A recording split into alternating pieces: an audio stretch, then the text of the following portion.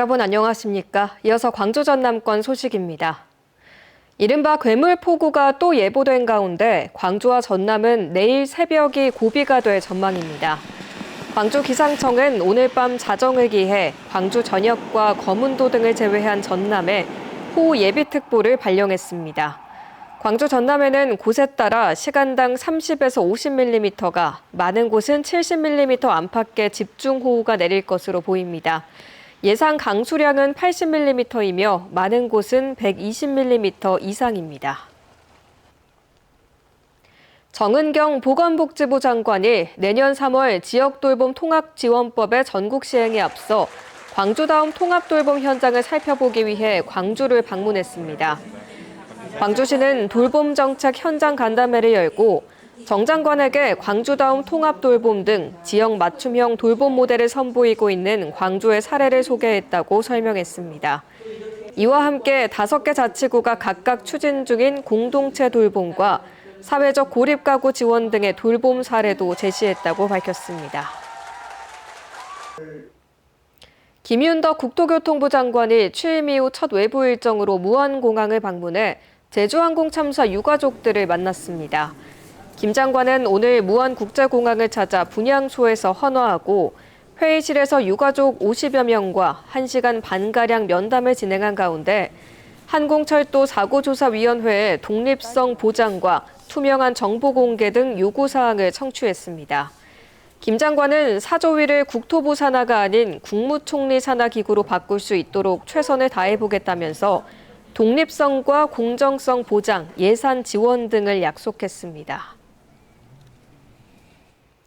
광주시의회 예결특위 구성 과정에서 불거진 해당 행위 논란과 관련해 민주당 소속 시의원들에 대한 징계 심의 절차가 조만간 시작될 것으로 보입니다. 민주당 광주시당에 따르면 오는 11일 광주시당 윤리심판원이 회의를 소집해 민주당 소속 시의원 10명에 대한 징계 절차를 검토할 예정입니다. 민주당 윤리심판원은 제명이나 당원 자격 정지, 경고 등의 징계 처분을 내릴 수 있는데 자격정지 1년 이상의 징계가 내려질 경우 내년 지방선거에 민주당 소속으로는 출마가 불가능해집니다. 가연성 폐기물 연료화 시설 SRF 열병합 발전소 운영 손실금 2,100억 원을 광주시에 청구한 포스코를 향해 지역 시민사회가 시민혈세 강탈 시도를 중단하라고 촉구했습니다.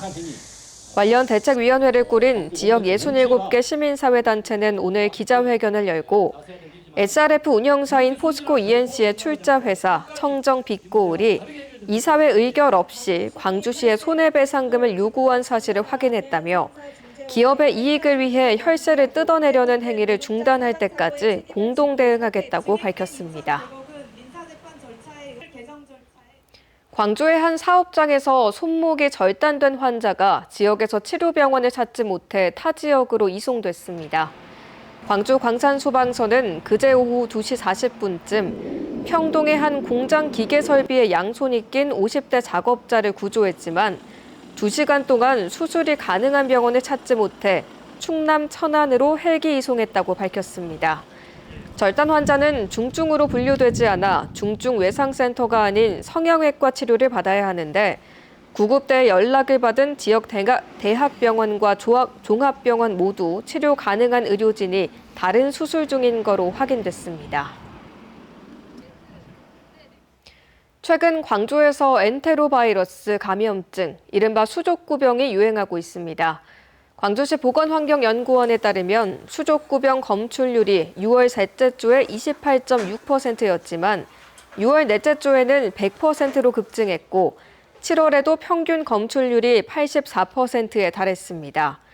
수족구병은 손발과 입안에 수포성 발진이 생기고 발열과 구토 등의 증상을 유발하는 질병으로 6세 이하의 영유아에게 많이 발생합니다. 연구원은 호흡기 분비물이나 바이러스로 오염된 장난감 등을 통해서 감염될 수 있다며 위생 관리를 철저히 해달라고 당부했습니다. 전남 지역 민생회복 소비 쿠폰 지급률이 93%를 넘어선 것으로 나타났습니다. 전라남도에 따르면 어제까지 민생회복 소비 쿠폰은 지급 대상자 가운데 93.9%인 166만 4천여 명이 신청했으며 지급액은 3,424억 원에 이르고 있습니다. 전라남도는 정부와 함께 이달 한 달 동안 수요가 많은 가공식품과 쌀 할인 행사를 추진하고 배추와 한우 등도 공급량을 늘리고 있습니다.